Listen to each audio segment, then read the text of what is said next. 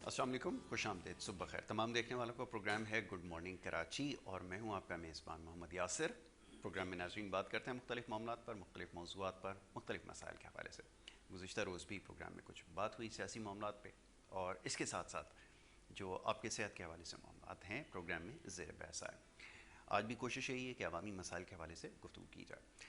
और अवामी मसाइल की जब बात होती है तो पाकिस्तान में वैसे तो बहुत सारे मसाइल हैं, लेकिन महंगाई एक ऐसा मसला है जो हर दौर में एक आम आदमी के लिए मुसीबत एक बना हुआ है।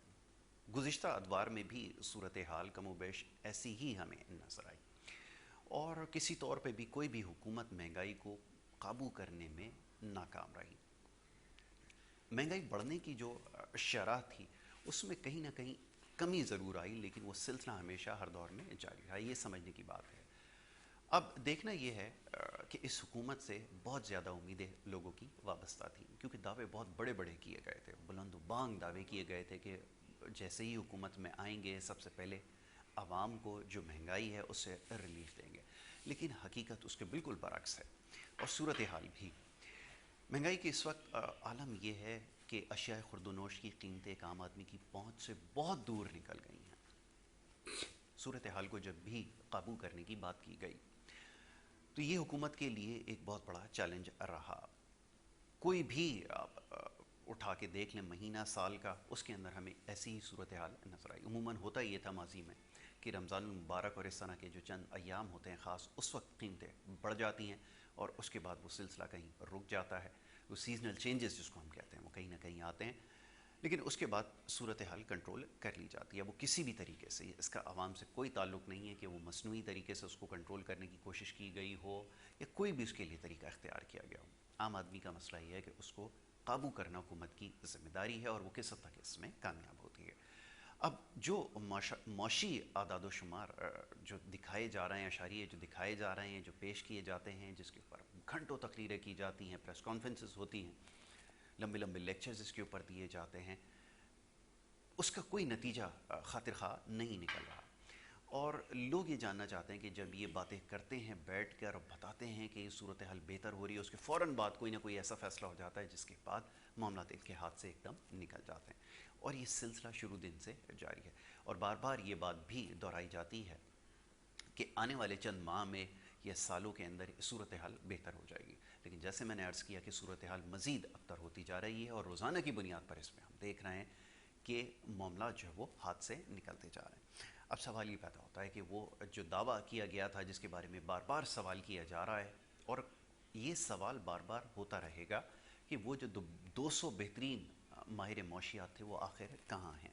बहरहाल इसके साथ साथ और जो दीगर मसाइल हैं उसके ऊपर भी ज़रूर आज प्रोग्राम में गुफ्तगू करेंगे। बड़े ख़ास मेहमान आज स्टूडियोज़ में तशरीफ़ फरमाएँ और उनसे खुलकर इन तमाम मामलात पर गुफ्तगू करेंगे।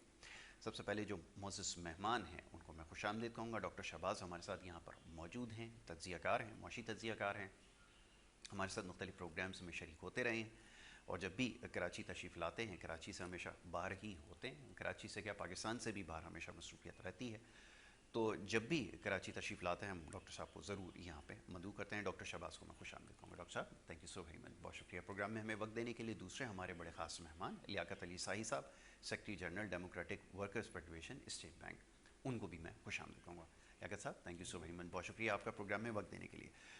डॉक्टर साहब, गुफ्तगू का आगाज़ आपके साथ कर लेते हैं। बड़ी लंबी तमहीद बांधी है, और उसकी वजह यह है कि एक आम आदमी का जो सवाल है वो अज़ल से यही है कि ये जो महंगाई है इसको कैसे काबू किया जाएगा। और इस दफ़ा सवाल इसलिए ज़्यादा हो रहा है कि आपको याद होगा, यकीनन आपको याद होगा कि 200 बेहतरीन माहिर मौशियात हैं, अदाद शुमार जो पेश करते हैं, अशारिये जो दिखाए जाते हैं, हकीकत उसके बिल्कुल बरक्स है कि आम आदमी का ज़िंदगी, मेयार ज़िंदगी बुरी तरह मुतासर हो रहा है। तो कहाँ हैं वो लोग और ये कैसे काबू होगा? और एक सवाल जो हमसे सबसे ज़्यादा पूछा जाता है वो ये कि क्या ये वाकई इतना मुश्किल काम है इन सारे मामलात को कंट्रोल करना, कि इतना अरसा गुजर जाने के बाद भी कोई भी मौशी अशारिया जो है वो अपनी जगह पर नहीं आ सका है? ये ज़रा फरमाइएगा। जी बहुत शुक्रिया यासिर। मेरा ख्याल है कि इस गवर्नमेंट को दो का हिंसा जो है ना वो बहुत पसंद है। 100 हम सेपरेट कर देते हैं। बहुत खूब। कभी ये 200 इकोनॉमिस्ट की बात करते हैं, कभी ये 200 अरब बिलियन डॉलर डॉलर की बात करते हैं जो बाहर है, कभी ये कहते हैं जी दूसरी दफ़ा जी हम आ रहे हैं। जहाँ तक बात आपके उस तमहीद की है, मेरे यहाँ तमहीद हमें इससे और ज़्यादा लंबी करनी चाहिए। उसकी वजह ये है कि गरीब आदमी या आम आदमी जो है उसके मसाइल इससे कहीं ज़्यादा बढ़े, बहुत ज़्यादा बढ़ चुका। और ये लोग मतलब कि मैं तो लेक्चर को भी शायद अब ये कहूँगा कि लेक्चर के अंदर भी है ना, कहीं जो मैं प्रोफेसर हूँ तो उसमें पोलाइटनेस होती है। ऐसा ही ये मेरे ख्याल में जो प्रेस कॉन्फ्रेंसेज हैं ये हमें फोर्स किया जाता है कि ये जो दादाशुमारा हम बता रहे हैं आपको उसके ऊपर आप बिलीव करें, हालांकि ऐसा है नहीं है। अगर थोड़ा सा हम इन्फ्लेशन की बात करें, वन बाय वन हम सारे इशूज़ को हम डिस्कस करते हैं। ये पिछले हफ्ते एक्सप्रेस के अंदर ये मेंशन था कि पाकिस्तान की जो एनुअल इन्फ्लेशन है, क्योंकि अब पाकिस्तान में इन्फ्लेशन ना महीनों के हिसाब से बढ़ रहा है, ना वीक्स के हिसाब से बढ़ रहा है, ना डेली के हिसाब से बढ़ रहा है, बल्कि मिनटों के हिसाब से बढ़ रहा है। बिल्कुल। और इसमें आप एक और चीज़ देखें, अगर पीछे 6 माह का अखबार उसके ऊपर नज़र डालें तो गवर्नमेंट अब खुद ऐलान करती है कि घी की कीमत जो 40 रुपये आपने बढ़ा दी है, या चीनी जो है ऑफिशियली चीनी आपको 95 में मिलेगी, हालांकि ये स्कैंडल जो था 55 से शुरू हुआ था। बिल्कुल। तो अब ये चीज़ें गवर्नमेंट का, बल्कि खासकर जो मिनिस्ट्री ऑफ फाइनेंस को, उनका ये काम रहेगा कोई ये चीज़ें जो वो बताएंगे।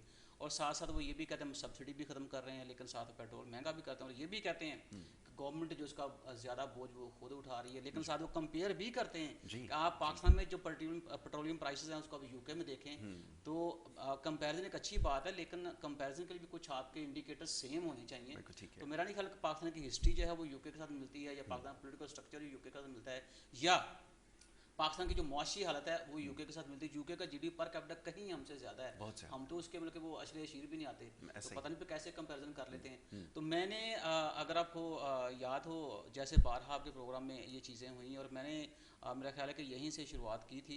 और पिछला जो प्रोग्राम था उसमें मैंने कहा था कि पाकिस्तान के अंदर इन्फ्लेशन जो है 16 से 17% हो गया है। तो उस वक्त गवर्नमेंट ये कहती है हम इन्फ्लेशन कंट्रोल कर रहे हैं और हम इन्फ्लेशन 8% पे लेके आ रहे हैं। ठीक 2 महीने बाद वही 8% जब वो 14% पे आ गया, तो मेरा ख्याल है कि शायद उस प्रेडिक्शन में गवर्नमेंट जो है बड़ी जल्दी वो एक्सेप्ट कर लेगी कि मैं जो चीख रहा था, बात जो कर रहा था वो ठीक है। अब मेरे ख्याल में इन्फ्लेशन पाकिस्तान के अंदर 17% से भी ऊपर चला गया। और आप यकीन करें कि अभी महंगाई बढ़ेगी, क्योंकि जो प्रेडिक्शन बता रही है डॉलर के बारे में, ये अभी बड़ी जल्दी ये 250 पे चला जाएगा।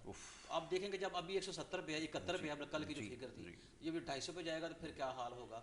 इसी तरह पेट्रोलियम का आप देखें कि वो आप 123-24 पे, जो मुल्क की हिस्ट्री में सबसे ज़्यादा पेट्रोलियम प्राइस जो है वो इस गवर्नमेंट के, ये अपनी स्पीच के अंदर हिस्ट्री का लफ्ज़ भी बड़ा इस्तेमाल करते हैं, ठीक है जी। तो उससे भी महंगाई बढ़ेगी, डॉलर जो है उससे महंगाई बढ़ेगी। कर्ज़ों का देख लें, अभी तक ये गवर्नमेंट जो है उस मेरा फिगर 15,000 के लिए रात में बैठे हुए थे कहीं, तो उन्होंने करेक्ट किया मुझे, ये गवर्नमेंट जो है ये तकरीबन 21,000 अरब जो है वो कर्जा ले चुकी है। तो अब आप देखें कि आगे सिचुएशन क्या होगी। और किसी भी गवर्नमेंट के लिए 3 चीज़ें बड़ी इंपॉर्टेंट होती हैं। वो ये कि कर्ज़ों की मैनेजमेंट कैसे इन्होंने करनी है, तो वो जब वाला ये कि महंगाई को कंट्रोल कैसे इन्होंने करना है, वो ये कि डॉलर जो है उसको कंट्रोल कैसे करना। ये तीनों ही चीज़ें जो गवर्नमेंट के कंट्रोल से बाहर हैं। इसलिए आपसे मैं कह रहा था कि वो जो तमहीद है वो हमारी इससे ज़्यादा लंबी होनी चाहिए थी। बिल्कुल। अब रही बात ये कि ये कितना सीरियस है, देखें जब कौम जो है वो आपको मुंतखब करके लेके आती है 5 साल के लिए, 4 साल की, वो ड्यूरेशन डिपेंड करता है किस कंट्री के अंदर आप हैं, तो आपको चीज़ें सीरियस होकर देखनी चाहिए। और आपने तो बहुत ज़्यादा जनाबे वाला लोगों को ख्वाब दिखाए थे, 50 लाख घरों का भी आपने ख्वाब दिखाया था। आपने ये कहा हम 200 अरब जो है तो चुटकी मारेंगे, मुझे अब उस चुटकी की आवाज़ ही नहीं आती, कोई चुटकी है कहाँ पे। तो हम जनाबे वाला 200 इकॉनमिस्ट की टीम है, ये काम इतना ज़्यादा मुश्किल नहीं है जितना हम बता रहे हैं। हाँ, सिस्टम के अंदर पेचीदगियाँ हैं, लेकिन वो पेचीदगियाँ जो उनका हल भी तो इन लोगों ने पेश करना है, क्योंकि वो अगर फर्ज उसका सोल्यूशन मैंने पेश करना है, पर आपको हमें रखने की जरूरत नहीं है। हम तो आपको मशवरा दे सकते हैं कि ये चीज़ें, इन चीज़ों को ये देख लें। और मेरा तो बार बार एक ही बात है कि हमें जो डोमेस्टिक प्रोडक्शन, खासकर एग्रीकल्चर सेक्टर जो उसके ऊपर हमें तवज्जो देनी चाहिए। अब हम बड़े फख्र से बताते हैं हम गंदम बाहर से इम्पोर्ट कर रहे हैं, हम जनाब वाला चीनी इम्पोर्ट कर रहे हैं, हम टमाटर इम्पोर्ट कर रहे हैं, हम जब अदरक इम्पोर्ट कर रहे हैं, तो फिर इसका मतलब ये हुआ कि अब आपने ये तय कर लिया है कि पूरी दुनिया के अंदर जैसे, क्योंकि हर मुल्क की पॉलिसी अपने उन हालात को देख के होती है। हमने जो पॉलिसी बनानी है, हमने अपने उन जो सर्कमस्टांसेस हैं उसको मदद रख के बनाई है। और जो मैं अभी चीज़ें देख रहा हूँ कि पंजाब की ज़मीन बड़ी तेज़ी के साथ कमर्शियल हो रही है, और मेरा ख्याल है कि शायद आने वाले वक्त में हमारे पास कुछ काश्त करने के लिए ज़मीन बचे ही ना। जिस तरह से ये हाउसिंग सोसाइटीज़ बेजाज हर जगह जो घर बन रहे हैं, आप लोगों को एजुकेट क्यों नहीं करते, ये लिविंग जो स्टाइल है उसको चेंज करें। तो ये तो गवर्नमेंट के काम है। अब अभी हमने एक कोई भी एग्रीकल्चर मुल्क हो उसकी ये चीज़ बाहर से इंपोर्ट करना मेरे ख्याल में बड़ी बायस शर्मिंदगी वाली बात होती है। अब पता नहीं ये अब किस तरफ चीज़ों को लेके चल रहे हैं, ये क्या इनका एजेंडा, अभी तक मुझे तो कोई चीज़ क्लियर नहीं। डॉक्टर साहब, ये भी एक सवाल है ना, लोग ये कहते हैं कि जिस मुल्क की इकोनॉमी का एक बड़ा पोर्शन, एक बड़ा चंक एग्रीकल्चर से आता है और 70% बताया ही जाता है। अब तो सर्विस सेक्टर के ऊपर ज़्यादा दबाव हो गया है ना, ज़्यादा कंट्रीब्यूट करते हैं, वरना बताया ये जाता है शुरू से कि एग्री बेस्ड कंट्री है, एग्रीकल्चरल लैंड है, तो यहाँ ज़्यादा कंट्रीब्यूशन जीडीपी के अंदर इसकी है। लेकिन जब उसके ऊपर काम नहीं होगा, रिसर्च एंड डेवलपमेंट नहीं होगी, तो फिर कैसे आप अपने टारगेट्स को मीट करेंगे? और सवाल ये पैदा होता है कि अगर आपने इसी तरह अगर इंपोर्ट ओरिएंटेड कंट्रीज़ को बना दिया, तो फिर तो आप डॉलर अगर ऊपर जाएगा, 1 रुपये भी ऊपर जाएगा तो आपके ऊपर तो मज़ीद बर्डन बढ़ता जाएगा। तो ये जो प्लानिंग और डेवलपमेंट की जो मिनिस्ट्रीज़ हैं, जो लोग हैं, कर क्या रहे होते हैं, ये एक सवाल है। देखिए जी, वो तो मेरे ख्याल में अगर आप इन लोगों को बुलाएं और उनको पूछें तो इसका जवाब वो बेहतर दे सकते हैं, क्योंकि हम तो जाहिर सी बात है, मैं अपनी प्रोफेसरशिप के बारे में जवाब दे हूँ, मैं क्लास के अंदर क्या पढ़ाता हूँ उसके बारे में जवाब दे हूँ। लेकिन देखना ये है कि ये बिल्कुल बात आपकी ठीक है कि अग्रेरियन कंट्री, हम ज़्यादा दूर बात है, हम 90s में चले जाएं, यही मुल्क जो था एशिया को जंगल चीज़ें एक्सपोर्ट करते थे, वहाँ से अच्छा खासा ज़रिए बादला कमाते थे हम लोग। आज ठीक है, वो सबसे सेक्टर का 60-70% जो कंट्रीब्यूशन टू जीडीपी है उधर हम चलेंगे, लेकिन उसका मतलब ये नहीं है कि आप एग्रीकल्चर सेक्टर जो है उसकी कास्ट के ऊपर आप सबसे सेक्टर को डेवलप करें, आप उसको भी उस तरह से साथ लेके चलें। पाकिस्तान के अंदर आप देख लें कितनी यूनिवर्सिटीज़ हैं या कितना परसेंटेज है यूनिवर्सिटीज़ का जो एग्रीकल्चर के ऊपर बेस कर रहे हैं, एग्रीकल्चर यूनिवर्सिटीज़ हैं। हम नाम सुनते हैं फैसलाबाद एग्रीकल्चर यूनिवर्सिटी या कोई चंद एक और के ऊपर, उसमें भी आप देख रहे हैं कि इन यूनिवर्सिटीज़ ने जो ज़री टेक्नोलॉजी है उसके अंदर क्या कंट्रीब्यूट किया। बिल्कुल ठीक है। अब ज़री टेक्नोलॉजी की डेवलपमेंट आपने देखना, अब चाइना में जाए, ये सारी चीज़ें जो हम आजकल देख रहे हैं ये सारी चाइना से आ रही हैं। पर एकड़ यील्ड उनकी बढ़ती जा रही है, हमारी कम होती जा रही है। और वो जहाँ पे वाला चाइना ज़ाते खुद जो है एक बहुत बड़ा मुल्क है, वो अपनी डिमांड भी पूरी करते हैं डोमेस्टिक जो है, उसके बाद वो सप्लाई भी करते हैं, सारा कुछ है।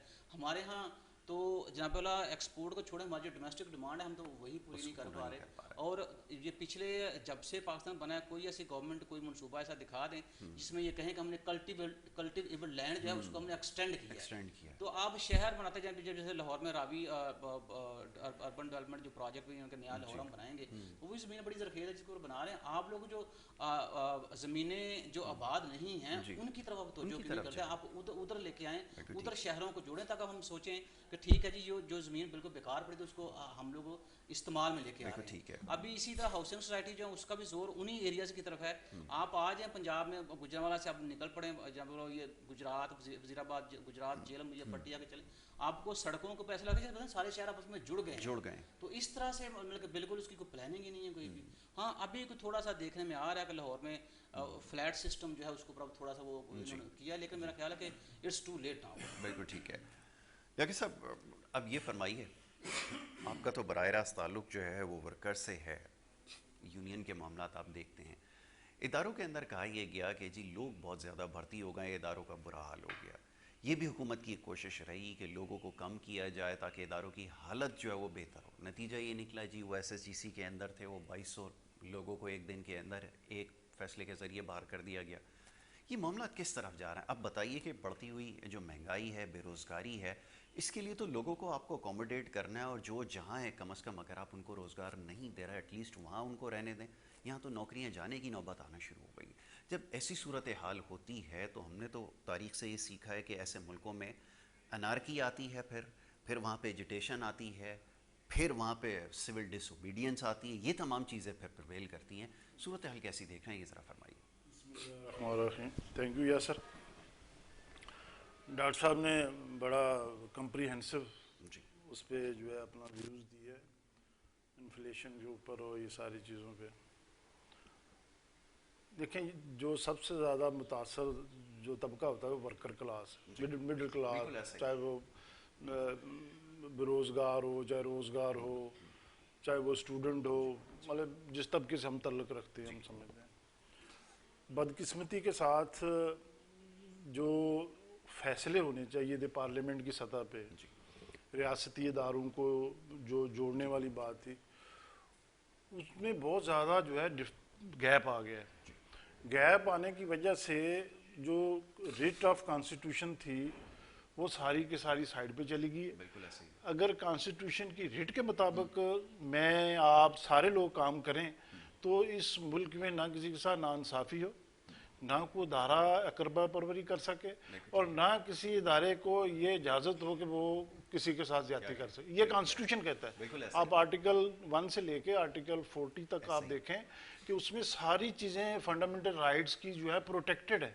एक लेमैन से लेके एक बड़े 22 ग्रेड के ऑफिसर से लेके एक बड़े सरमायादार तक सबके प्रोटेक्टेड है। भाई मैं चाहूँगा जवाब इसके ऊपर तफसील से दीजिएगा। एक छोटी सी ब्रेक के लिए कहा जा रहा है, एक छोटी सी ब्रेक ले लेते हैं। ब्रेक के बाद जब वापस आते हैं तो लियाकत अली साही साहब से जो है इसका जवाब लेंगे, तफसीलन इसके ऊपर गुफ्तगू करेंगे। ब्रेक से वापस आ रहे हैं, आप देखते हैं गुड मॉर्निंग कराची।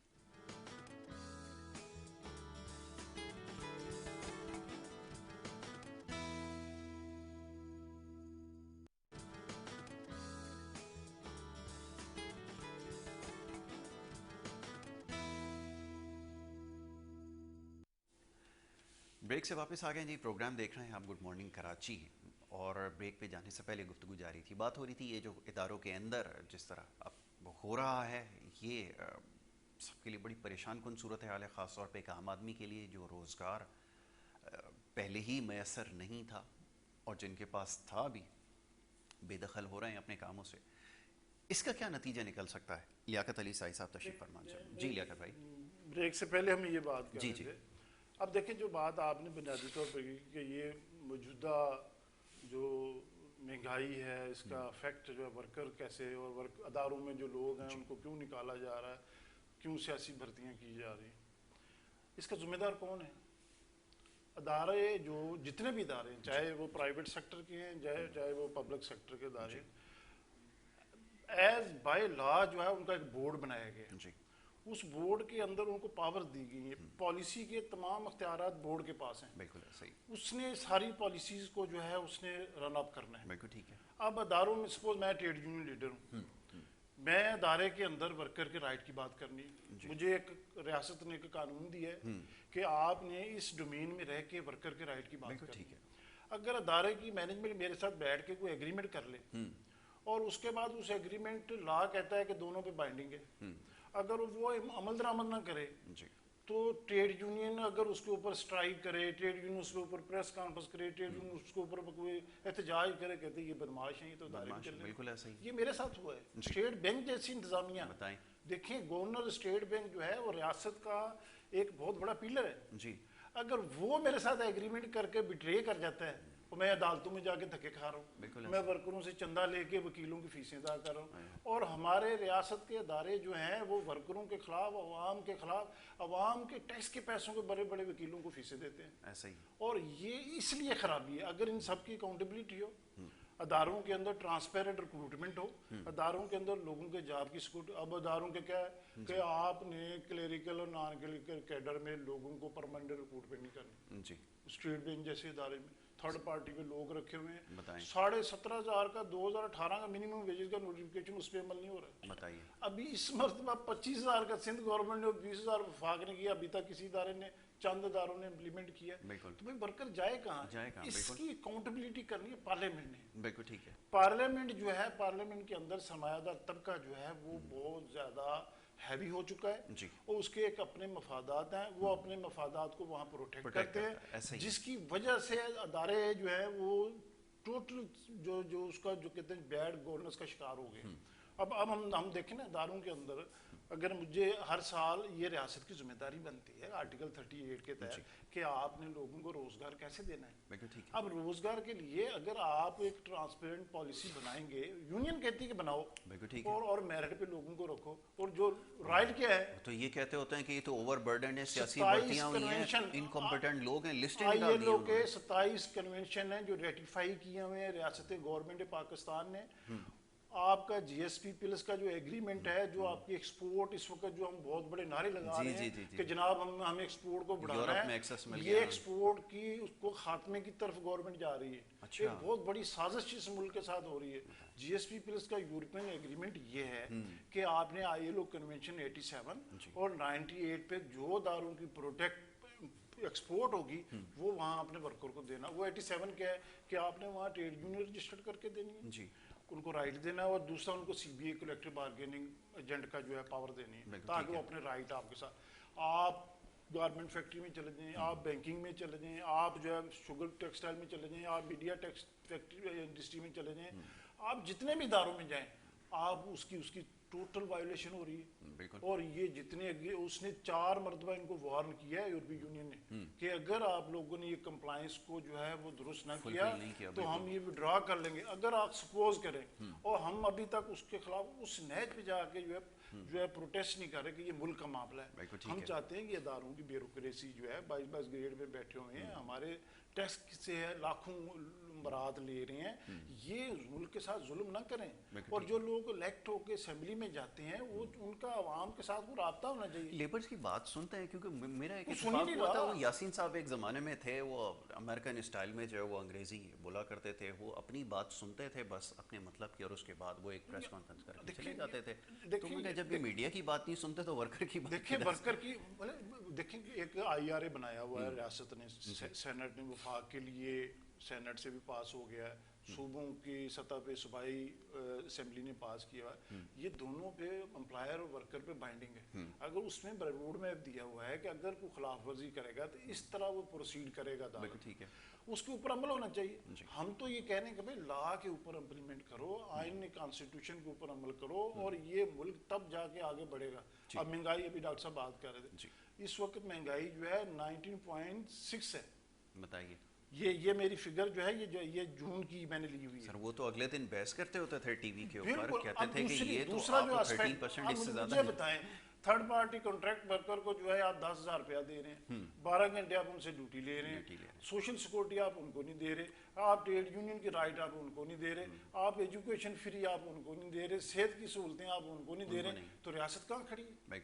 अब वर्कर एक जाए कहाँ? देखिए, जिन ममालिक में अभी डॉक्टर पर कैपिटा की बात कर रहे थे, कैपिटा पे ऊपर जो लोगों के राइट प्रोटेक्ट होते हैं, वहाँ मेडिकल की सहूलतें फ्री हैं, सोशल सिक्योरिटी वहाँ प्रोटेक्ट करती है, एजुकेशन उनकी फ्री है, उनके ओल्ड एज जो लोग हैं उनकी पेंशन वो देते हैं बकायदा जो है। वहाँ लोगों को इन इश्यूज के ऊपर, बुनियादी फंडामेंटल राइट के ऊपर कोई इशू ही नहीं है। हमारे यहाँ आपने पानी खरीद के लाना है, आपने जो है वो जो कचरा भी उठाना है, वो चौकीदार भी आपने रखना है, वो भी रखना है, चौकीदार भी आपने रखना है, और वहाँ कीचड़ भी हुआ है, कोई गली आपकी पुख्ता नहीं हो रही, कोई सेवरेज का निज़ाम आप करें, तो मुझे बताएं वर्कर साइड जाए कहाँ? आप एक वर्कर जो है, हमने अभी एक एवेल्युएट किया है ट्रेड यूनियन ने कि 5 अफराद का जो कुनबा है उसके लिए कितनी तनख्वाह होनी चाहिए, वो उसके खर्चात क्या होंगे। आप देखें, हमने ये 1970 से लेकर उसको एवेल्युएट करके एक बाकायदा 2020 तक उसको बनाया है कि 5 अफराद वो किसी रेस्टोरेंट में महीने में एक बड़ी हाई प्रोफाइल में नहीं जाएगा, किसी ऐसी जो है वो तफरी में नहीं जाएगा जहाँ वो बहुत ज़रा हाई प्रोफाइल हो, आम नॉर्मल ज़िंदगी में 2 बच्चे, एक बीवी, एक खुद और एक माँ बाप के साथ वो कैसे गुजारेगा। 65,000 रुपया कम से कम उसकी सैलरी होनी चाहिए, ये इस मौजूदा निज़ाम में, और ये 17,500 भी देने के लिए तैयार नहीं है। कॉन्ट्रैक्ट लॉ कहता है कि आपने 90 दिन अगर किसी इदारे में कोई वर्कर आ गया है, उसने नौकरी कर ली है, आपने परमानेंट पोस्ट के केस ना कोई थर्ड पार्टी रखना है, इस बारे में तो बात ही नहीं करते, ना आपने कोई कॉन्ट्रैक्ट परमानेंट पोस्ट के अगेंस्ट सुप्रीम कोर्ट की जजमेंट आ चुकी है। लेकिन ये जो पढ़े लिखे लोग हैं, बाहर से पढ़ के आते हैं, बड़े बड़े हाई प्रोफाइल है इनकी, जो है 25-50 लाख रुपए दारों से तनख्वाह ले रहे हैं, क्या उनको ये अंग्रेजी नहीं आती? हम तो अनपढ़ लोग हैं, हम तो अनपढ़ लोग हैं ना, हम उनको कहते हैं कि भाई ये देखिए ये क्या जुल्म कर रहे हैं आप लोग यार, आइन और कानून के ऊपर बात करो, जो है ये बड़ी ज्यादती वाली बात है। इमरान खान जो है ये जब शुरू में अभी डॉक्टर साहब ने भी बात की है कि मैं 2 करोड़ लोगों को नौकरियां दूंगा, मैं ये करूंगा, मैंने एक बड़ा कंप्रीहेंसिव इसको खत लिखा, इसके साथ भी 1-2 मीटिंगों में रहा, ये वो एक बड़ी लंबी डिबेट है। मैंने उसमें सारा इसको वर्कर साइड से एक किया कि आप अदारों को कैसे ठीक कर सकते हैं ये जो, और वर्कर को कैसे प्रोटेक्ट राइट किए जा सकते हैं, आप इसको इस तरीके से करें। उससे मैंने ये प्रपोजल दी इसको कि ये जो आप थर्ड पार्टी इदारों में लोग, इसमें 2.5 करोड़ लोग हैं, और जो कॉन्ट्रैक्ट पे लोग हैं, इनके राइट प्रोटेक्टेड नहीं है, इनका आइन के कॉन्स्टिट्यूशन आर्टिकल के 3 के तहत इनका इत्तिसाल हो रहा है, जो रियासत की जिम्मेदारी है कि उसको दुरुस्त करें। आप इनको परमानेंट करें, एक पॉलिसी बना ले, पॉलिसी बनाएं, उसके तहत जो है जो लोग उस क्राइटेरिया में आते हैं वो करें। इसके सेक्रेटरीट से मुझे फोन आया कि आपका जो खत है हमने इसको एवेल्युएट किया, वेरी इम्प्रेसिव लेटर, और हम ये समझते हैं कि इसमें कोई किसी का जाती इशू नहीं है, जनरल इशूज है, we will coordinate with you. ठीक है, बड़ी अच्छी बात है, हम तो ठीक ये आज 3 साल गुजर गए। अब मुझे ये बताएं, देखें ना, हम जाएगा किसके पास जाए? अदालतों में हम जाते हैं, अदालतें टेक्निकल बिनादों पे हमारे मुकदमे उड़ा देती है कि जनाब वहाँ जो फरीक क्यों नहीं आया। अब एक कॉन्ट्रैक्ट के बंदे को हम अदालत में लेके जाते हैं तो मैनेजमेंट उसको नौकरी से फारिग कर देती है। अब हम लेके जाते हैं पिटीशन अदालत में, तो हमारे जज साहिबान कहते हैं कि भाई ये तो जो बंदा जिसका मसला वो तो आएगा, वो नहीं आया। तो ये इस मुल्क में एक अनारकी की तरफ ये मुल्क जा रहा है, और दूसरी जिम्मेदारी इसके ऊपर इमरान खान पे आती है। मैं भी इस तरफ आता हूँ ना, मैं भाई ज़रा इसको भी डिस्कस करते हैं ना कि किसकी क्या जिम्मेदारी है। डॉक्टर साहब, इंस्टीट्यूशनल रिफॉर्म्स की बात होती रही है, इलेक्टोरियल रिफॉर्म्स की बात होती रही है, वो मसला एक वो हमारी ज़बान में कहते हैं खुड्डे लाइन लग जाना फिर उसके बाद और बड़े सारे काम होते रहे जिसके बड़े दावे होते रहे। अब इंस्टीट्यूशनल रिफॉर्म्स कैसे लेकर आएंगे? रिफॉर्म्स की जब भी बात होती है ना, वो ये कहते हैं जी स्क्रूटनी करो और निकालते जाओ लोगों को, ये रिफॉर्म्स है। अगर ये रिफॉर्म्स है तो फिर मामला आगे कैसे बढ़ेंगे? आप क्या समझते हैं? मेरा ख्याल है कि वो इंस्टीट्यूशनल रिफॉर्म से पहले एक मेंटल रिफॉर्म्स होती हैं वो सबसे ज़्यादा ज़रूरी है। मेरे कभी बड़ी अच्छी वही बात हो रही थी कि देखें, अगर वो लंदन में कोई डिसीजन हुआ है तो मैं नहीं समझता कि हमें पब्लिक के टैक्स शुदा पैसे को लगा कर हमें प्रेस कॉन्फ्रेंस करनी चाहिए। ठीक है, लंदन की अदालत ने फैसला दिया है तो फैसला उनका है, उनका फैसला। आप अपने काम करें। आप क्यों दो बड़ी अहम पोस्टों के ऊपर बैठे हुए लोग जो हैं, आप 2-2 घंटे की प्रेस कॉन्फ्रेंस करते हैं, बताते हैं जी वो वहाँ ये नहीं हुआ, नोबडी इज इंटरेस्टेड। बिल्कुल, लोग जो हैं वो इसमें इंटरेस्ट रखते हैं, और बड़ी मेहरबानी लिया सबका आपने मेरी वो प्रोजेक्शन जो है ना उसको आपने वो कंफर्म कर दिया कि इन्फ्लेशन पाकिस्तान के अंदर जो है वो 19.6% है। देखें, हमें इशू है कि हमारा डबल डिजिट जो अनएम्प्लॉयमेंट है उसको कैसे कंट्रोल किया जाए। हमें इशू ये है कि हमारी पॉवर्टी, आज मैं आपके प्रोग्राम के तौर से बात कर रहा हूँ, पाकिस्तान में 50% लोग जो हैं पॉवर्टी में चले गए हैं। रात में अपने उस्ताद मुख्तरम के पास बैठा था जिन्होंने मेरी पर्सनालिटी को निखारा, मुझे सितारा सब कुछ उन्हीं का बनाया हुआ हूँ मैं। And when he was retired he was associate professor. yesterday he was saying कि मैं भी पॉवर्टी लाइन में आ चुका हूँ। अब आप देखें कि इस तरह के लोग जो एसोसिएट प्रोफेसर और पाकिस्तान का ब्रेन, ठीक है जी, मैं निकम्मा सा आदमी उनके हाथों से गुजरा हूँ। तो मैं रात बड़ा वो मुझे शौक लगा कि ये देखो पढ़ा लिखा बंदा और जिसने गवर्नमेंट को सर्व किया उसका ये हाल है। तो उसके बाद यहाँ पे बोला पहली दफ़ा मुझे, मैं उतरा हूँ कल जब आया हूँ तो मैं अपने ये दोस्त के साथ वो चले गए अपना बाज़ार, तो मैंने ये जो आपका ब्रिज है उसके नीचे लोगों को सोते हुए देखा, तो मैं यकीन मेरा दिल रो रहा था कि ये किस तरफ हम जा रहे हैं। अब जो इंस्टीट्यूशनल रिफॉर्म्स की बात है वो थोड़ा सा हमें ज़ातियात से बाहर निकलना होगा, हमें लोगों के बारे में सोचना होगा। क्योंकि जैसा मैंने कहा कि जो जहनी वो रिफॉर्म्स है, जब तक वो उसके ऊपर आप काम नहीं करेंगे, जब तक ये आप जिम्मेदारी नहीं लेंगे कि आया कि हमने इन लोगों के लिए काम करना है। और जहाँ अब जो बात अब शुरू में इंट्रोडक्शन में आपने कही कि मुल्क जो है जब मुआशी सिचुएशन इस तरह की होती है तो मुल्क अनारकी की तरफ चले जाते हैं। मेरा ख्याल पाकिस्तान अनारकी की तरफ मूव कर रहा है। अभी आप देखें ना, पिछले दिनों की बात है, बलोचिस्तान के अंदर कदम मोहम्मद जिन्ना रहमतुल्लाह के मुजस्समे को उड़ा दिया गया। तो this is the first symptom कि मुल्क जो अनारकी की तरफ जा रहा है। और मैं तो बल्कि आने वाले ये जो कि पॉलिटिकल स्टेटमेंट है, मेरे ख्याल में आने वाले चंद सालों में पाकिस्तान में सिविल वार देख रहा हूँ। अच्छा, तो ये चीज़ें जो हैं ये सारी तो उसी तरफ लीड करती हैं। देखें, आपके सोशल प्रॉब्लम्स हों, आपके बिहेवियर प्रॉब्लम्स हो, आपके साइकोलॉजिकल प्रॉब्लम्स हों, they start from your economic problem. बिल्कुल ऐसे तो जब तक आपकी मुआशी सिचुएशन ठीक नहीं होगी, उस वक्त मेरा नहीं ख्याल कि प्रेस कॉन्फ्रेंस करने से या दावे करने से या फिगर्स के अंदर मैनिपुलेशन करने से आप लोगों के जो मसाइल हैं वो हल कर लें। और इसका बड़ा सादा सा को इतनी भी को वो कह लें कि वो बड़ी मुश्किल रॉकेट साइंस नहीं है, जिसको समझना जाए वो बहुत दुश्वार है इनके लिए। ठीक है, हम मानते हैं जिन लोगों के इन्होंने जिन पोजीशन को ऊपर बैठाया वो एक्सपर्ट हैं, बट वो हमें अपनी एक्सपर्टीज दिखाएं ना, दिखाएं, डिलीवर कुछ करके दिखाएं। 3 साल हो गए। हाँ, ये भी अगर थोड़ा पॉलिटिकल साइड से देखा तो हम कहते हैं ठीक है जी, पहला साल जो होता है गवर्नमेंट वो अंडरस्टैंड करती है कि पिछली गवर्नमेंट क्या कर रही है, कौन से चले एनालिसिस में निकल गया, सही, ठीक हो गया।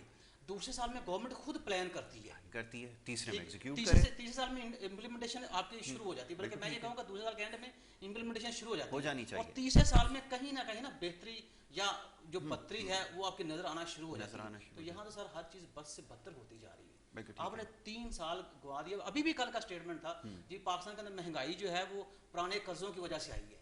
अरे यार, कब तक ये चीजें चलती रहेंगी? कब तक आप हमें उल्लू बनाते रहेंगे? आप कुछ तो करके दिखाएं।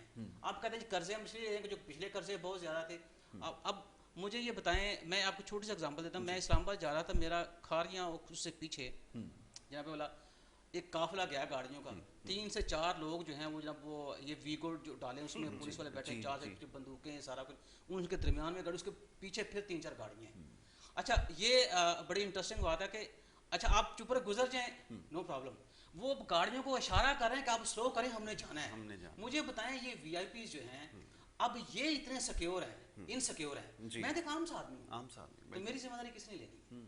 तो ये जो unproductive expenses on the name of protocol, जब तक इन चीज़ों से बाहर नहीं निकलेंगे, आपने ऑस्टेरिटी का कॉन्सेप्ट दिया ठीक है, लेकिन उस पर अमल दरामद कितना हुआ? नहीं हुआ भाई। आप जो 200 कनाल का घर है उससे बाहर निकले, आपकी छोटी झोंपड़ी में, अब जर्मन की चांसलर जो उसको फॉलो करें आप कहते हैं जी वेस्ट से, जितना वेस्ट को मैं जानता हूँ मुझसे ज्यादा को बंदा जानता नहीं, तो लंदन की सबसे ज्यादा इंग्लैंड की मिसालें देते हैं ना। जर्मन की जो चांसलर है वो 16 साल पहले जिस घर में रहती थी आज भी उसी घर में रहती है।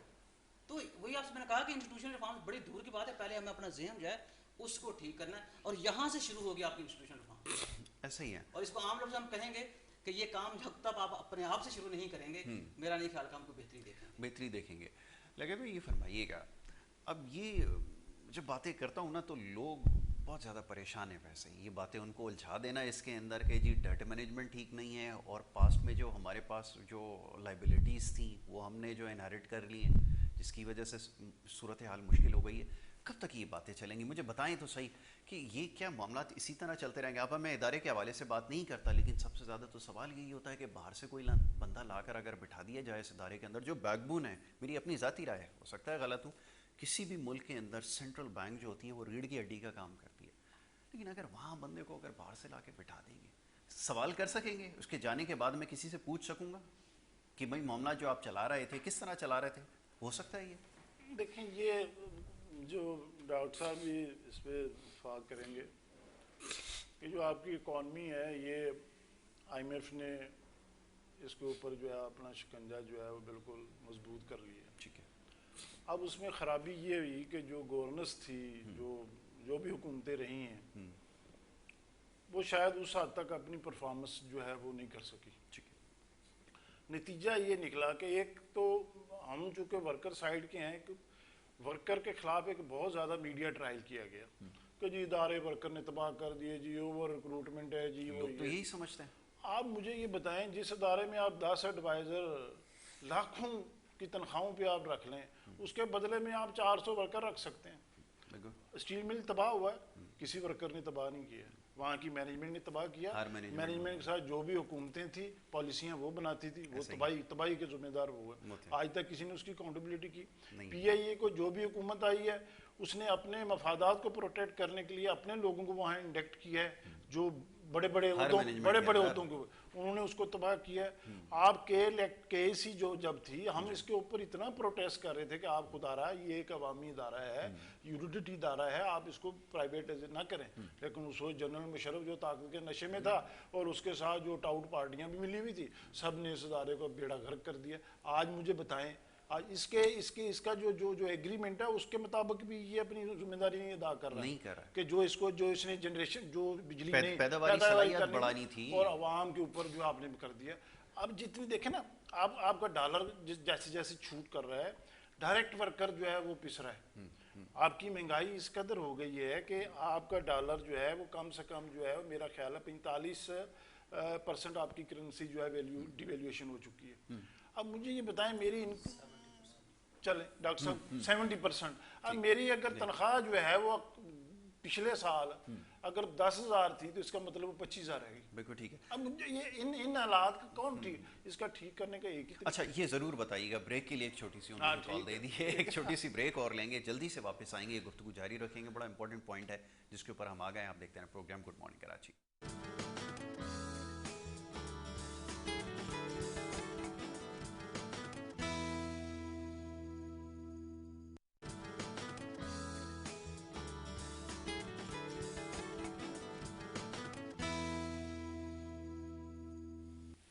प्रोग्राम में आपको एक दफ़ा फिर खुश आमदीद कहेंगे। ब्रेक पे जाने से पहले गुफ्तगू जारी थी, बात हो रही थी कुछ इदारों के हवाले से, और ये बात बार बार दोहराई जाती है कि इदारों का हाल है। इसकी बड़ी वजह यह है कि यहाँ पर बहुत ज़्यादा लोगों को भर्ती किया गया है, जिसकी वजह से नुकसान हुए। अब ये बात किस हद तक दुरुस्त है, इसके ऊपर हम गुफ्तगू कर रहे थे। लियाकत अली साई साहब तशरीफ़ फरमाए। लियाकत भाई फरमाइए, आपने निशानदेही की, अब ये जो कुछ हो रहा है ये सबके सामने, ठीक कैसे करेंगे ये तो ज़रा बताएँ। देखिए, इसका बुनियादी तौर पे 2-3 चीज़ें बहुत अहम जी। हैं कि अदलिया जो है वो फंडामेंटल राइट्स के ऊपर जो है ठीक है। वो लोगों के राइट को प्रोटेक्ट करे और सो बिल्कुल ठीक मोटो है। उसके ऊपर ले। लोगों के पास वसाइल नहीं है कि अपने साथ होने वाली नाइंसाफ़ियों के खिलाफ बड़े बड़े वकीलों को कर सके। और मैं बाहर से भी कहूँगा कि बाहर कुछ रशीद रिजवी जैसे लोग, हैदर माम जैसे लोग हैं, करते हैं हमें सपोर्ट, लेकिन हम समझते हैं कि इसके ऊपर बाकायदा पाकिस्तान की सतह पे एक बाहर का एक सिस्टम बनना चाहिए, मैकेनिज्म होना चाहिए। दूसरा मैं चाहूँगा कि जो ताकतवर तबके हैं वो इलेक्शन कमीशन को आज़ाद कर दें। बिल्कुल ठीक है। जब तक इस मुल्क में शफाफ इलेक्शन नहीं होगा, इस मुल्क में जेन्युइन लोग आगे नहीं आएंगे, ये मुल्क को खड़ा नहीं हो सकेगा। ठीक है। आप देखें कि इस मुल्क में 60-70 लोग ऐसे हैं जो हर हुकूमत में होते हैं, जी। वो किसी न किसी जगह रिपोर्ट कर रहे होते हैं। ऐसे ही। वो जो रिपोर्ट लेने वाले हैं, जो रिपोर्ट करने वाले हैं, वो दोनों एक पेज पे हैं। हुकूमत गिराने में भी वो शामिल होते हैं, हुकूमत के साथ बनाने में भी वो शामिल होते हैं। इस निज़ाम गंदे को ख़त्म होना चाहिए। ठीक है। ये जब तक ख़त्म नहीं होगा उस वक्त तक लोगों के जेन्युइन लोग नहीं आएंगे। ठीक। तीसरी बात ये कि जो पार्लियामेंट है, वो कौमी असम्बली है, वो सेनेट है, वो जो सूबाई असम्बलियाँ हैं, वहाँ जो लोग मुंतखब होके जाते हैं उनकी अकाउंटेबिलिटी जो है बिल्कुल होनी चाहिए। और आइन की रोशनी में जो जो राइट प्रोटेक्टेड हैं उसके ऊपर जो है लोगों के राइट जो है वो प्रोटेक्ट किए जाएं। और अदारों में जो लोग भी, जो भी इदारे जो आइन की खिलाफ वर्जी करते हैं उनको सख्त सजाएं देनी चाहिए। आज अगर इमरान खान ये पब्लिक सेक्टर के इदारों को, प्राइवेट सेक्टर के इदारों, ये सारे आइन शिकन हैं हमारी नज़र में। जितने पब्लिक और प्राइवेट सेक्टर के इदारे हैं, आप बैंकिंग इंडस्ट्री, तमाम सरबराहान जो आइन शिकन है, इस वक्त वायलेशन से वर्कर के राइट नहीं दे रहे, अवाम के जो बुनियादी हुकूक उनको प्रोटेक्ट करने के लिए तैयार ही नहीं है। जुर्म समझा ही नहीं जाता, उनका कोई फोरम ही नहीं है जहाँ वो एड्रेस कर सके। और ये उस तरफ जो गाड़ी जाएगी कि ये मुल्क जो है ये इनारकी की तरफ जाएगा। लोगों के पास इस वक्त 3 वक्त की रोटी नहीं है। आज लोग जो है वो जहाँ जो 3 रोटियां खाते थे वो 2 पे आ गए हैं कि भाई हम क्या करें। अपने बच्चों को तालीम देने के लिए आपका निज़ाम, जो तालीमी निज़ाम है, तबाह हो गया। तो इन इश्यूज़ के ऊपर। और दूसरी बात मैं चाहूँगा कि जो लोग भी हैं, अवाम भी जो है वो भी अपने बिहेवियर को ठीक करें। सबसे ज़्यादा हम ट्रेड यूनियन है, ट्रेड यूनियन के अंदर जब मैनेजमेंट ने, इंतजामिया, कोई भी इदारा में, मैं किसी का नाम नहीं लेता, जब उन्होंने अपनी पॉलिसी को इम्पोज करना हो, जब उन्होंने अपनी पॉलिसी ज़बरदस्ती इम्प्लीमेंट करनी हो, तो अदारे के अंदर से टाउट घेर लेती है। ऐसा ही। वो टाउट जो हैं वो बैसाखी बन जाते हैं और जो अदारे की भी और वर्कर की भी तबाही मचा देते हैं। छोटे से मुनाफा फायदे के लिए। छोटे से और अदारे की मैनेजमेंट जो है उनकी करप्शन पे आंखें बंद करती है। देखें, करप्शन बहुत सारी चीज़ों पे होती है। हम ये समझते हैं कि इस वक्त बहुत अदारे में जो है, अदारों में करप्शन भी है, अदारों के अंदर बैड गवर्नेंस है, अदारों के अंदर जो है कोई मेरिट नहीं है।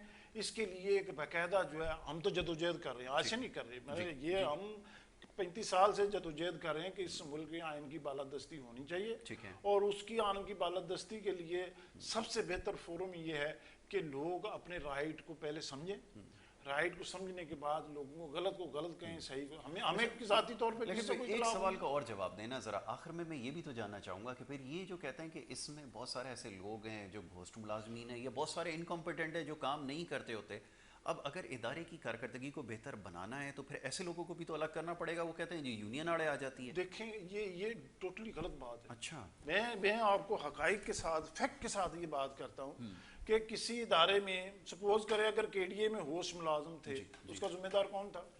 सिंध गवर्नमेंट थी जो उस वक्त हुकूमत थी ना, या किसी और इदारे में। हम तो उसको सपोर्ट ही नहीं करते। हम तो ये कह रहे हैं कि भाई जो लोग भी इदारे में हैं वो अपना कंडक्ट ठीक करें, अपनी ड्यूटी ठीक करें, ईमानदारी के साथ अदारे को प्रमोट करें।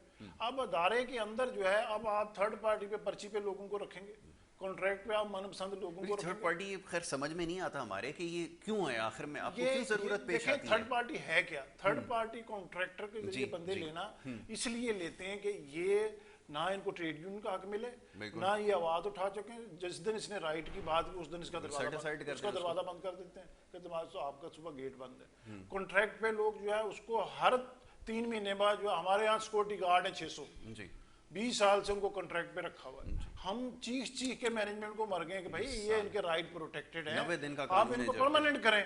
वो उनको किसी का 3 महीने का, अगर किसी ने अपने ओवर टाइम की बात कर ली, किसी ने छुट्टी की बात कर ली, किसी ने ड्यूटी की बात, उसका 3 महीने का कॉन्ट्रैक्ट कर देना है।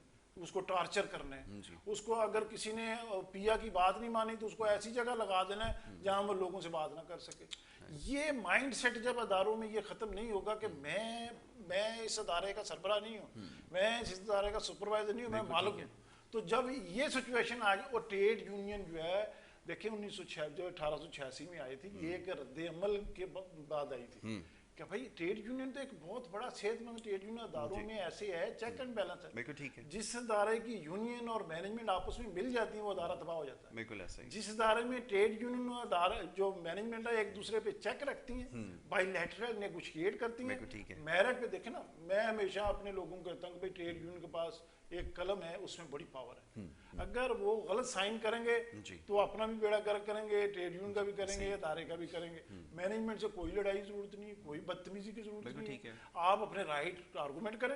मैं आज तक लोगों को इतने राइट लेके दिए हैं, अपने लोगों को वर्कर को प्रोटेक्ट किया है, लेकिन जहां मैनेजमेंट नहीं मान रही वो भी हम लोगों के सामने रखते हैं। तो बुनियादी तौर पे आइन का जो देखें, आइन का आर्टिकल 3 कहता है कि जहां जहां इत्तेसाल हो रहा है रियासत ने उसको खत्म करना है। बिल्कुल आप 74 सालों को उठा के देख ले कि रियासत के कौन से इदारे ने आइन के आर्टिकल और जगह कहीं ना कहीं एक्सप्लॉयटेशन हो रही है। आइन का आर्टिकल 25 कहता है कि आपने कोई ऐसी डिस्क्रिमिनेटरी पॉलिसी जो है नहीं बनानी, किसी इदारे ने, रियासत ने नहीं आप मुझे बताएं इस वक्त हो क्या रहा है। आपका जो नैब है वो जो है वो उसको डिस्क्रिमिनेटरी जो है वो केसेस बना रहा है। आपके जो आइन का आर्टिकल जो आपका 9 है वो आपकी लाइफ को प्रोटेक्ट करता है। आप मुझे बताएं ना कहाँ हम खड़े कहाँ हैं। बिल्कुल ऐसे ही। तो ये वर्कर जो है, ये वर्कर, हम पूरे पाकिस्तान के वर्कर को ये कह रहे हैं कि आप इकट्ठे हो जाएं, मुत्तहद हो जाएं और हम एक तहरीक चलाएं बाकायदा। इस मुल्क को बुनियादों को मजबूत करने के लिए मजदूरों को, सिविल सोसाइटी को, मिडिल क्लास को, किसानों को, तलबा को खड़े होना पड़ेगा। इस वक्त असेंबलियों में जागीरदार है, इस असेंबलियों में सरमायादार तबका है, इस असेंबलियों में टेक्नोक्रेट, ब्यूरोक्रेट, रिटायर लोग हैं, इसमें जनरल रिटायर जो है वो उन्होंने कब्जा किया हुआ है। इस मुल्क का कब्जा छुड़ाना है। उस कब्जा छुड़ाने के लिए हमें सबको ना किसी मजहब की तफरीक में जाना है, ना किसी लसानी बुनियाद पे जाना है, हमें एक इंसानी हकूक की बुनियाद के ऊपर जो है ये जदोजहद करनी होगी। और जो टाउट लोग अदारों में भी हैं, असेंबलियों में भी हैं, ऐसे ही वहां पर भी है, असेंबलियों में ये जितने लोग हैं, ये जो इस वक्त प्रेस कॉन्फ्रेंस, ये टाउट है, ये हर हुकूमत का टाउट रहे। आप उठा के देखें। डॉक्टर साहब आखिर में क्या कहना चाहेंगे? लियाकत भाई ने निशानदेही कर दी है, लफ्ज भी बड़ा सही इस्तेमाल किया उन्होंने। जी डॉक्टर साहब। मैं समझता हूँ कि ये लतीफ़ साहब से हम ट्रेड यूनियन का लफ्ज़ बारो कर लेते हैं अगर आपकी इजाज़त से, तो वो उसको हमें अपने जहन में बिठाना चाहिए। थोड़ा सा टाइम लगेगा इसको एक्सप्लेन करने में, लेकिन मैं लेके चलता हूँ। मतलब कि मुझे इस मुल्क ने तालीम दी, मुझे इस मुल्क ने उससे पहले आज़ाद पैदाइश दी, मुझे इस मुल्क ने आज़ाद हवा दी, मुझे इस मुल्क ने आज़ाद शहरियत दी, फिर इस मेरे मुल्क ने मुझे आज़ाद पहचान दी और तालीम दे के मुझे पूरी दुनिया के अंदर पॉपुलर किया। ये ट्रेड का एक पहला आस्पेक्ट है। अब ये है कि तो ट्रेड यहाँ से शुरू होता है मेरा रोल, कि मैंने रोल जो है वो इस सोसाइटी को क्या देना है। अच्छा, मुझे ठीक है, प्रोफेसर हूँ, स्टूडेंट पढ़ता है मेरे पास, स्टूडेंट को सुपरवाइज़ करता हूँ, मेरे कोलीग जो हैं जहाँ कहीं मुझसे हो सकता है मेरी इस्तात के मुताबिक मैं उनकी भी हेल्प करता हूँ, क्योंकि मेरा अल्लाह ये फरमाता है कि ज़मीन को ऊपर रह के तू लोगों की हेल्प कर, तेरी हेल्प मैं करूँगा। अच्छा, अब मुझे ये लगा कि मैं इस सोसाइटी को वापस क्या दूँ, क्योंकि हमेशा होता यह है कि आपकी जिल्द या आपका रंग किसी को प्यारा नहीं होता, आपका काम प्यारा होता है और काम बहुत अच्छा है आपका। तो मैंने जनाब जिस स्कूल से मैंने मैट्रिक किया, भट्टीपंगो गुजरांवाला डिवीज़न में आता है ये, तो मैंने दादाबू के नाम का 3 कमरों का उनको एक ब्लॉक, उससे आगे बरामदा जो है ना वो मैंने उनको बना कर दी। उसमें आप कह लें कि प्राइमरी स्कूल की बिल्डिंग जो है ना वो उसमें प्राइमरी स्कूल चल सकता है। तो मेरी ज़ात को ना बड़ी सेटिस्फेक्शन हुई कि चलो मैंने कुछ जो है ना वो इस मुल्क के लिए या मैंने अपने गाँव के लिए या अपनी सेटिस्फेक्शन के लिए मैंने किया है। अच्छा, फिर छोटी बहन मेरी डॉक्टर किश्वर, उसको PhD करवाई। तो आपको पता है बहनों से तो भाइयों को बड़ा प्यार होता है। तो फिर मैंने ये सोचा कि चलो जिस स्कूल से मैंने मैट्रिक किया है वहाँ मैंने ब्लॉग बना के दिया था, जिस स्कूल से मेरी बहनों ने प्राइमरी किया है उस स्कूल का भी मेरे ऊपर हक बनता है। और मेरा गाँव जो है वो तहसील डस्का में है, जारावाला। तो मैं जनाब बोला गवर्नमेंट गर्ल्स कॉलेज में उनके पास गया, मैं कहा जी कोई ऐसा काम जो अब समझते हो को मिल के उसमें रह के मैं वेलफेयर में इजाफा कर सकूँ। उन्होंने कहा जी सर्दियों का टाइम है और इस दफ़ा सर्दी बहुत ज़्यादा पड़ी है, तो आप हम ऐसा करके हमारी जो वो खिड़कियाँ दरवाजे के शीशे टूट गए, आप हमें वो लगवा दें। मैं कि इसके अलावा कुछ और। उन्होंने कहा जी हमारा ये फर्श है ये बनवा दें, बनवा दिया। फिर मैंने देखा कि अल्लाह ताला की ज़ात ने मेरी रोज़ी के अंदर एकदम से ना वो इतनी बरकत डाल दी है कि इन कामों के करने से मुझे को होता है ना बंदे को जेब में तंगी हो, तो मैं कहा यार हम आगे बढ़ते हैं। फिर मैंने कहा जी कुछ और, वो कहते जी बस यही। मैं कहा फिर अब मैं शुरू करता हूँ। मैंने अपने बेटे के नाम की लाइब्रेरी माशाल्लाह हमारी चल रही है, 15 को हमारा वो इनागोरेशन है उसका। अच्छा वो फरते जज्बात जिसे कहते हैं, बंदा उसमें बह जाता है कभी कभी। मेरा ख्याल में इस तरह का बहना बहुत अच्छा है। तो मैंने कहा मैडम मैं ये सोच रहा हूँ कि मैं इंशाल्लाह आपको ना एक अपने बेटे के नाम का ब्लॉग भी यहाँ पे 4 कमरों का बना के दूंगा। तो मेरी इस गवर्नमेंट से इल्तिजा है कि आप इस तरह का कंट्रीब्यूशन कौम को दें, क्योंकि प्रोफेसर मोहम्मद शहबाज कौम को कंट्रीब्यूट कर रहे हैं। बिल्कुल ठीक है, ठीक है डॉक्टर साहब, thank you so very much, बहुत शुक्रिया आपका। आपने प्रोग्राम में हमें वक्त दिया, वक्त यहाँ पे ख़त्म हो गया, बातें बहुत सारी थी और ख़ास तौर पे आज जो गुफ्तगू हुई है इदारों के हवाले से, ज़ाहिर है कि जिस तरह की बातें होती हैं लोग समझने उनके लिए थोड़ा सा मुश्किल है कि ये जो इदारों के बेहतरी की बात करते हैं, बेहतरी का सिलसिला कहाँ से शुरू करते हैं और उससे क्या नुकसानात होते हैं और नतीजा जो निकला है वो सबके सामने कि ये अभी तक ठीक क्यों नहीं हो पाए, ये समझने की हमने कोशिश की। मौजूद मेहमान यहाँ पे तशरीफ़ फरमा थे लियाकत अली साई साहब, डॉक्टर शहबाज, दोनों मेहमानों का बहुत शुक्रगुजार हूँ कि आपने अपना कीमती वक्त दिया, हमारे साथ यहाँ पे शामिल गुफ्तगू रहा। एक ब्रेक की तरफ जाना होगा, ब्रेक के बाद जब वापस आएंगे दीगर मामलात और मसाइल इसके हवाले से बात करेंगे। आप देखते हैं प्रोग्राम गुड मॉर्निंग कराची।